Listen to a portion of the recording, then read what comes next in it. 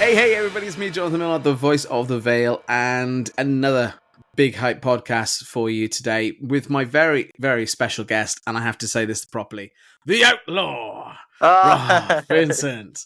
So, yes, mate, it is good to have you on. I've been trying to get you on almost from the beginning, really, because I wanted you to be one of the first ones that came on, but actually, fights and other things and bits and bobs have happened, and you've been training and out and about doing your thing in the ring, which is what we expect.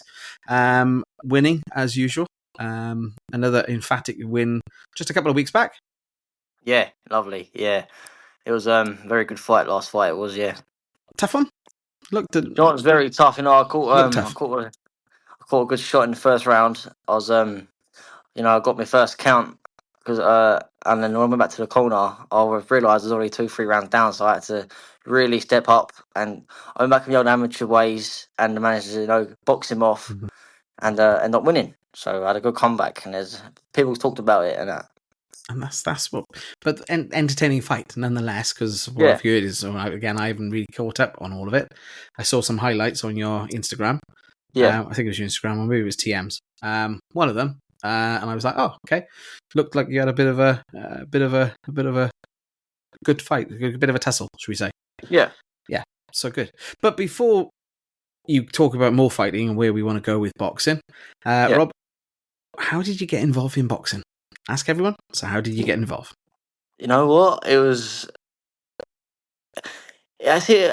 hasn't really been in my family, boxing. Okay. I would say I'm probably the first one to bring boxing to light in my family. But no, my granddad, he was a bare knuckle boxer for the army on my mum's side. My granddad from my mum's side, he used to box in the army. But I never actually took that into knowledge when I was a kid. Not recently, but a couple of years ago, I found out he was like a proper, army boxer. And I used to train him and that. So, but I first started boxing when I was 4. Right? Really? My brother fought for Outlaw ABC, and he had a few fights and that, but it was I fell in love with it straight away. Yeah. Took a pair of gloves on, I just fell in love with it, and I was obviously I had a quite big experience before my first fight because I used to train all the time with my brother. He used to spar with me, and I put it down. That's probably why I got a good chin. I put it down to that because he used to bash me about me. So how old's your brother? What's the age difference there? He's 32, 33, I think. Obviously, I'm 20, so he's got about a couple of years. He's got over a decade on me. Okay. But obviously, he wasn't really into boxing like that, but he done it, just my dad loves boxing, and obviously my brother Tommy started it, and now I've took over. That's fair enough. So, where did you train? Where did you start? Did you start in the amateurs? I started at Repton. You started at there. I started at Repton. You're Repton fighter, so. Yeah, Repton. Then I boxed at Eltham Eltham ABC. Mm-hmm. Well, Eltham District. That's like 10 years I've boxed there for. Yeah. I picked a good pedigree up with boxing amateurs. A very good pedigree. Then I moved to an England boxing gym. Got boxing styles, and I just had a few fights there. Returned back to Eltham for the last couple of years senior fights. And I just thought, listen, I'm in here. Head guard. No point me getting taking chances for a plastic cup. I might just try and sell the tickets and get see where I go with it. That's what I've done. That's fair enough. And the decision then to move, because obviously you're in the pros now. When did that come about? When were you thinking? What was that? What was the thinking behind that? The last year of my amateurs, I was Bradley Skeet. I was doing 1-to-1s with Bradley Skeet, and he done. Obviously, he's a British champion, European champion. You know very yourself. Well known.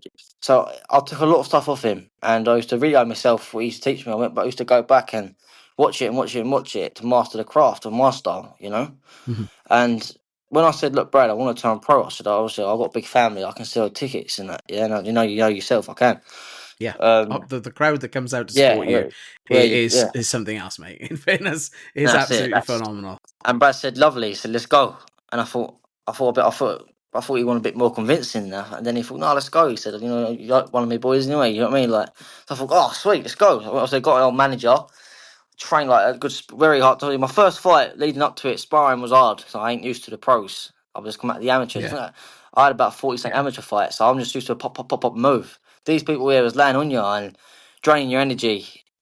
And then, I had my first pro fight, and you was my announcer. Mm-hmm. I was When you went there to the that first time. Outlaw, yeah, there you go. And when you said, "Oh, do you Outlaw," like I had this electric feeling come through me, and then it just, it's just I think, hold on a minute, I'm here now. Let's go and put a show on. Mate, I loved it. do you know what, mate? That's Did. music to my absolute ears, because that's what my thing is to do, is to make sure that Yeah. boxers have the best introduction possible. And if Yeah. that made the chills and got you going, mate, Yeah, that makes me you're really the happy. first. You're the first ever one I had. Like I never in the amateurs just from the blue corner, Robert Vincent. That's normal. And when you get like Robert, I sound like Michael Buffer. That's it. Thank you. No, honestly, I enjoyed it. And even up to this today, and that like I still get that electric feeling from the first fight. I still get it. But your first fight was York Hall. I mean, the iconic, Yeah. historic home of British boxing now. What's it like fighting in the York Hall?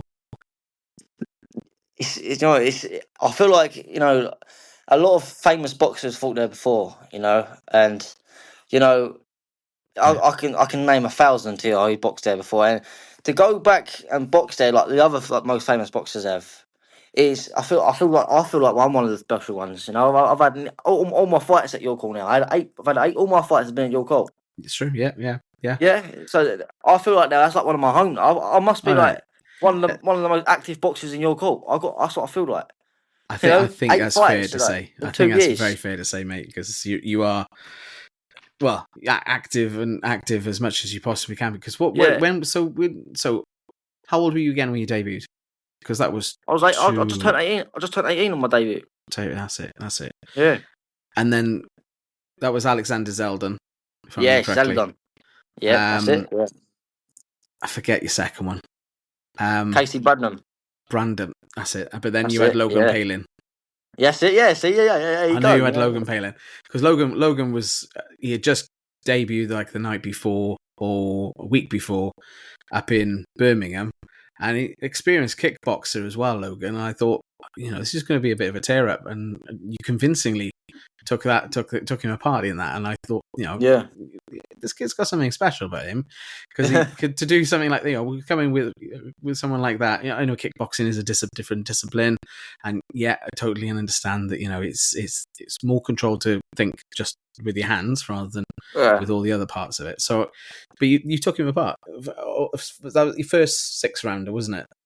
Yeah, that was your first 6-rounder. So it's the first 6-rounder, and you took every round, if I remember correctly, as well. Yeah, that's it. Yeah, every round. Yeah, and you stopped him in the 1 round as well. Is that right? I'm not Casey down. I'm not Casey down. I'm not Logan down. Okay, I took him through the ring though by accident. That was an accident. He running like that was an accident. I didn't mean to do that. Yeah. You were doing the WWE we had thing, a laugh throwing after over the ropes. We started laughing over it after that as well. So that wasn't Good. So the career has been quite instrumental, as you say. You're one of the active boxers that I know, and always boxing the York Hall, always having a good crowd with you as well, and always having a good time. Seem to be in the ring, and also with the ticket sellers as well. Like, no disrespect to any ticket sellers, but a good coming for your debut. So like a normal person. I'm not a normal person. I'm not saying that. But obviously, I've got a huge family, so I can keep the York Hall tickets up. But some people come in, get a debut for 10, 11 grand tickets, and then 3, 4 fights down the line, they're in trouble. And that's a lot of stress for boxers. And I've had it myself. I've had to put money in myself sometimes as well. But I always manage to get crowds there. And it's handy to think that, because when you're a few fights down the line, you can do it. You can capable of the future. When you say about the ticket sales, I'm not going to get too far into it, but just so people understand, your pay fundamentally comes from your ticket sales. Yeah, is that right? Yeah. So when you're boxing, if you're not covering enough for the cost of yourself to cover the cost of boxing, you're paying for your opponent as well. Is that right? Yeah. So I don't want to get too much into it, but just so people understand that there's more to it than understand, just... like people think, boxers come in and they fight and they get paid tens of thousands. Yeah, but you've got to promote and you've got a contract. But boxers and that, most of them, I haven't experienced it. Touch wood, I haven't experienced it. But some boxers, they come in and they got to put their own money down. That's the dedicated ones I see. They're the dangerous ones I see. Because if they're paying their own money to go and bash someone up, I think to myself that they deserve it. They deserve it, you know. Yeah, there's a And I've thing seen called it. paying the Many dues, times I've isn't there? seen it, mate. You know, it hits home. You know, how lucky I am to have people behind me like I have got. When I look at other people, and they're putting down their own like working money to get in there and try and do Yeah, something with themselves. I'll take me out of to them, and you know, that's what I call dangerous fire. That's what I call dangerous fire. You know? I think you're right on that one. So you just said about some backing. Have you got some sponsors? Are you one of the ones, the lucky ones You that know have what? found someone who's happy to? I wouldn't say sponsors, no, because obviously I don't really got sponsors. Okay. I've just got a huge family, huge, and they paid 100 quid like to come watch me fight. Yeah, The yeah, whole family, like if it was yeah, one, like we'll pay. Do you know what I mean? We'll family, you know. But sponsorship it comes, you know. But yeah, I ain't really. All I'm thinking about really is just training, you know. Yeah, that helps financially, but obviously I work in that as well, and obviously I got like ticket sales and that. yeah. Ain't really a like a extravagant thing to get sponsors, you know. Man, with regards, obviously, I said at the beginning, you've only 8 fights in now. All of Yeah, them victories. No defeats at all. Perfect record going through it as a professional. yeah, Where are we going next? What's next for you? What's next for you? yeah. That's the question I get asked all the time. You know, where I'm still young, and obviously I've been moved up the ladder quite quick. You know, because I'm still 20. Yeah, I've only been the professional scene 2 years, and sorry, that's about tickets. Lucky I can sell tickets, so I don't want to be fighting as active as I am. mm, So I'm grateful for but my at the minute my main focus is to get to 10-0. okay, That's what I've always wanted, to get yeah, to 10-0. okay, You know, that's the first one I want to tick off. So I'll probably do like an 8 rounder or a 10 round, and then once I get 10-0, I might get a better, I might get a good opportunity to go and forth with. You know, obviously like Bradley manages my fights and that he manages the titles and that. Um, but obviously like I'm still young. Like yeah, there's welterweights out there who's ridiculously strong. You know, and I got proved out the other day because I got caught with a chin shot. You know, I got got put over, and yeah. me getting up and walking it off and managing to win the fight. That's a big thing for me as well. For like, I'm capable of coming back from something like that. Most like young boxers ain't experienced it yet, No, and yeah, pray to God they all do get up and win the same thing that I done. that's But good. I'm lucky Yeah. I got tested this early for the future fights. You know. Well, that's it. I mean, you're laying the foundation, like you said. Yeah. Getting to 10 now, and then see what comes, what offers are on the table, and see what's coming around. I mean, you're welterweight, aren't you? Or you Yeah, I'm like light welter sort light of welter? weight. Yeah. Yeah. So you can bounce around a little bit there. I mean, fluctuate and obviously stay at natural as much as possible. That's my own opinion. Obviously, no one else's. You can Yeah. do what you like. But I would sort of say if you're that, keep it at that, and you'd be happy with that. But the welterweight division's a tough cookie. Yeah. Yeah. Oh Some yeah. There's some strong boys in there some as well. strong characters in there as well, and professional. Going up the. But we start Like I a see it small is as with well. Like I wouldn't say really like much as like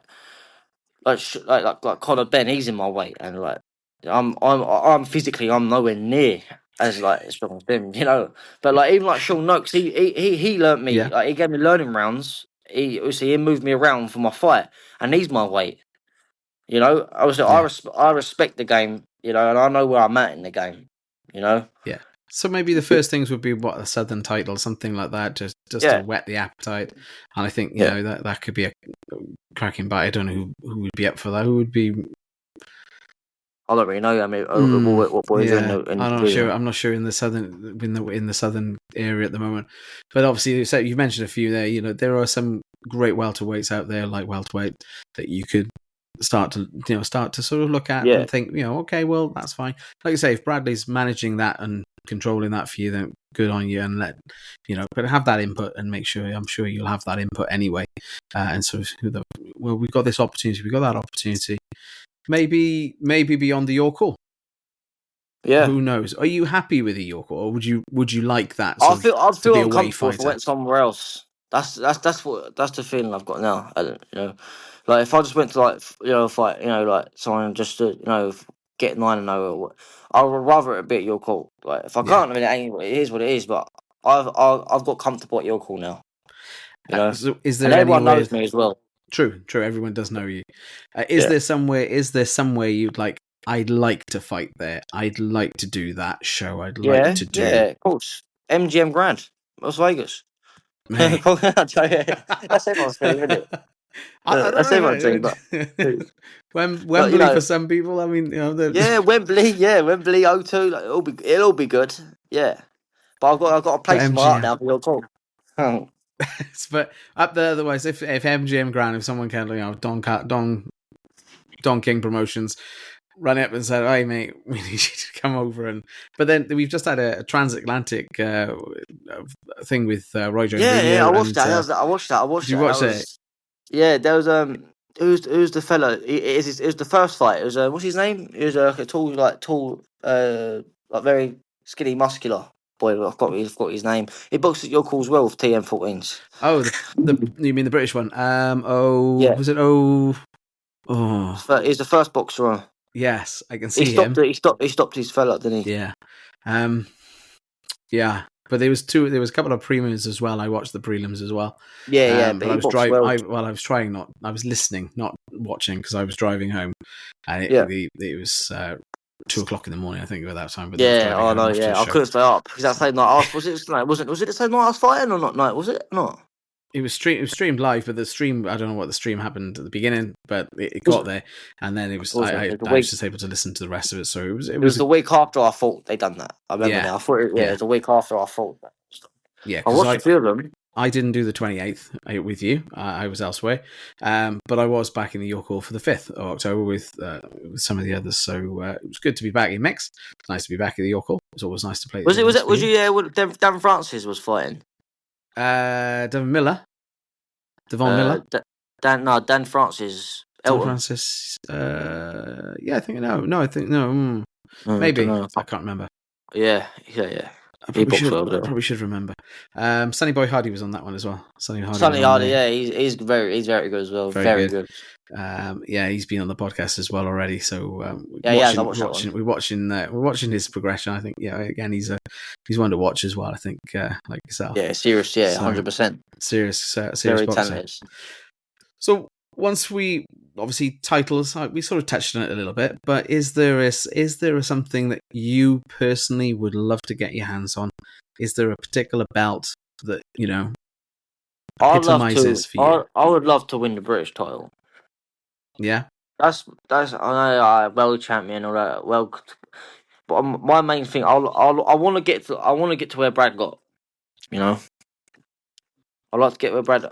Defending it 3 times is a different story. Defending it 3 times, but I'd love to get British title, and then obviously we both got belts on our shoulders. We're pictured together, and he's one to train me. So really, he's another British champion for getting me ready and training me. Yeah, that's my main dream at the minute is to get a British title. But obviously, I've got a few years to pedigree up and that. Get good sparring. Obviously, I spar good people. I spar Dennis, Pierce, Sean. And it's just they give me very, very good experience. Well, it's good, like you say. I mean, you're training constantly. I know we said jokingly before we went live with this. You're having a little bit of a break. It's not really, is it? No, I'm still training that course. Yeah, and you're constantly on that pro. Well, training and obviously fight camp training. I train 3 times a day, 6 days a week. I have Sunday off. Saturday's a sauna place, and now I'm sitting about and chilling in the bed. Right? It's like what the F am I doing sitting here? Right? I'm gonna get up and go for a run or something. But obviously, I've just I've got to play golf and that as well and stuff. Do you really? Yeah. Have you got a handicap or? Yeah.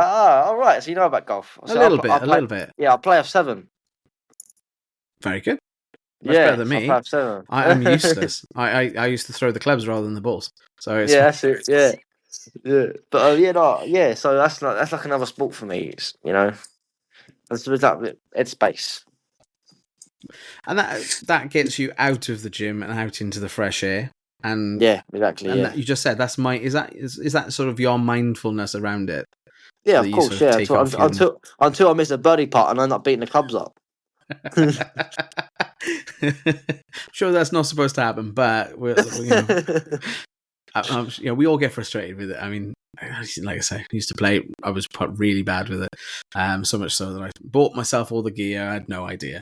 But that's me. So that's good, mate. But it's good that you've got something.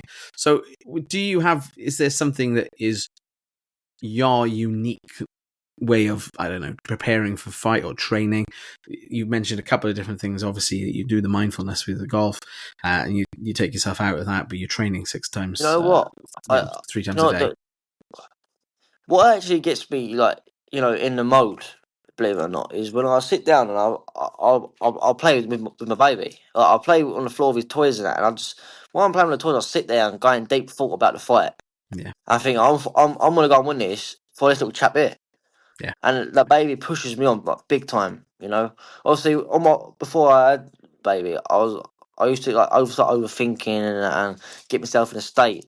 But now, like that, I don't get that no more. I don't get it no more. I just sit there and just think of the baby all the time, thinking, oh, when he gets older, he's gonna look at me and think, oh, look, my dad's undefeated pro boxer. And that's what goes through my head all the time. I'm still a young parent. Obviously, I've got a lot of stress as well because of boxing. But I end up getting through it, and that, like, boxing is like an escape route as yeah. well, is. Yeah, mate. I do. I mean, I'm a parent, so I know it's difficult having Yeah, children is, and managing your time to do everything and get out there and do everything you want to do, and make money and keep head above water and all those sort of things. Just yeah, the run of life. It's mate, it is difficult, and hats off to you for doing this and that and everything else as well, mate. So yeah, but that's great inspiration that you've got, that you're doing it for the little one. yeah. That's you know what. I'm not going to sit and lie. I'm truthful as anything. When I got knocked down Mm-hmm. and I got to the, and I got up and you watched the video and I just walked around the ring. All I kept thinking about was him. I think I'm 3 rounds down now. I got to win this fight, Yeah, and that's what I done. I went out there. I chucked all my pro experience out the window. I went back to the amateurs, amateur style, and I just boxed his head off. I think I'd done something to his eye socket as well. I think I caught him with a left hook or headbutt, one of the two by accident, yeah, and it blurred his vision after the 4th round. So I just on the outside now, just poked them off. So that helped me as well. yeah. But Well, yeah, like you say, you took deep inspiration, pulled it out from, and went back and regrouped, and obviously won the bout with that one as well. So yeah, that I mean, that was the first round, wasn't it? That you had the knockdown. yeah, Yeah. So just remind me, because when you do have your crowd, and I know they all sit in one particular place. yeah, Has the baby come then to the fights? yeah. I got in trouble by the British Bolt, didn't I? Not this fight, but the fight before. Because do you remember was you my announcer? Yes. Obviously, Bradley passed me the baby. I run into the ring and got a picture. And obviously, I got in trouble by the British Ball for that as well. Yeah, I thought you might have done. I didn't want to say it. I was like, too late. But yeah, I can't comment on that because it was a decision. But I get it. And I thought in my head, I was thinking, I'm sure he's had the baby there before and been with the crowd.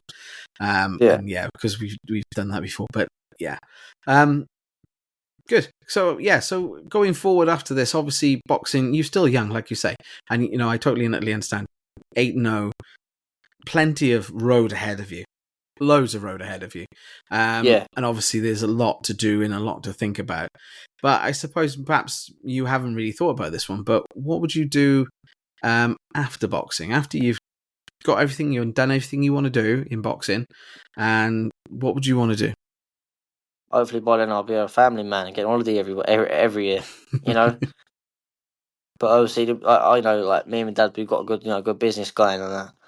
So obviously, it's just I take over with him as well. So Dad can And retire, and you can carry on the family business. hopefully, hopefully one day I'll do win a world title, and I'll do it. I'll give it to my parents and my family, everything. Yeah.